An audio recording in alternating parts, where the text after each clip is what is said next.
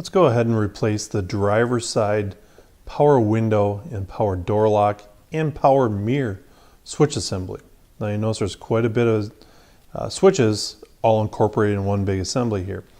Now on some door panels we need to remove the whole door panel in order to access this.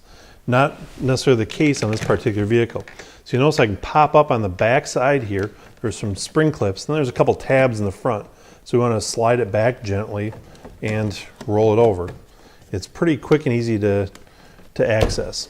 I pinch the tab and disconnect the electrical connectors here. And now you can get a better look at the two tabs that are holding it in place in the front here. Now I'm going to have to take my Phillips head screwdriver and remove these 3 screws and transfer the components over to this new trim bezel. Now we've transferred over our screws and our new switch assembly to our trim bezel. I'll just plug it in here a minute. Make both of our electrical connections. And we can clip it into place, pop it down, it's good and secure. I'm going to key up the vehicle and make sure that the windows operate. I'm going to make sure that they all go up and down.